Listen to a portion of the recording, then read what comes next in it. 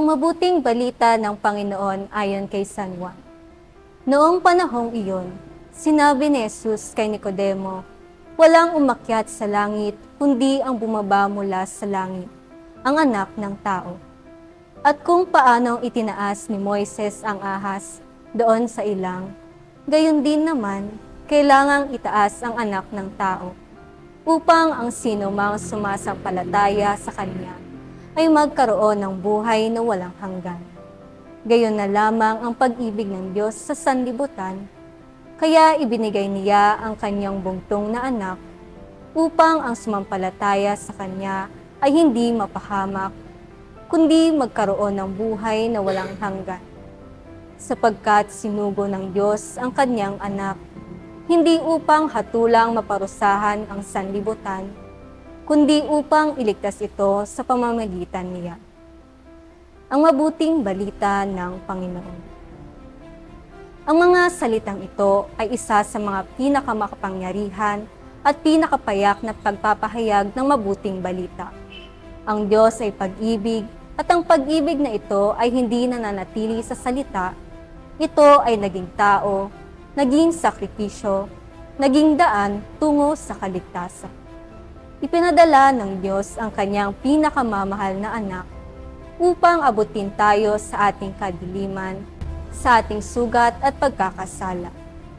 Si Jesus ay hindi dumating upang tayo'y hatulan, kundi upang tayo'y sagitin.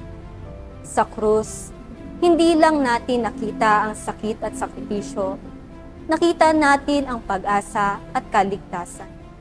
At sa krus, naunawaan natin na ang tunay na pag-ibig ay hindi makasarili, hindi mapagmataas, hindi mapagparusa.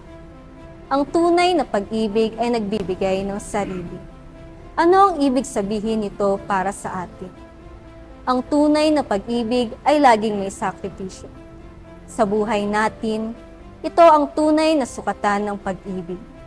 Kailangang handa tayong magbigay, magpatawad at magsakripisyo. Ang pananampalataya kay Jesus ang daan ng ating kaligtasan. Ang kaligtasan ay hindi nakukuha sa mabuting gawa lamang. Ito ay regalo ng Diyos, ngunit ito'y tinatanggap natin sa pamamagitan ng pananampalataya. Ang manalig ay hindi lamang basta maniwala, ito ay pagtitiwala, pagsunod at pagbibigay ng buong buhay sa Diyos. Ang misyon natin ay ibahagi ang pagmamahal ng Diyos. Kung tayo ay iniligtas ni Jesus sa pamamagitan ng krus, tayo rin ay tinatawag na maging tagapaghatid ng Kanyang pag-ibig sa iba. Hindi tayo tagahatol. Tayo ay tinawag upang umunawa, magmahal at magpatawad gaya niya. Manalangin po tayo. Panginoong Jesus, maraming salamat sa iyong dakilang pag-ibig. Salamat sa iyong sakripisyo sa krus upang kami ay maligtas. Tulungan mo kaming laging maalala na ang buhay namin ay may halaga sapagkat kami minahal mo hanggang kamatayan. Turuan mo kaming sumampalataya ng buong puso, hindi lang sa salita, kundi sa gawa, sa bawat pagpapatawad, sa bawat pagtulong, at sa bawat sakripisyong ginagawa para sa kapwa.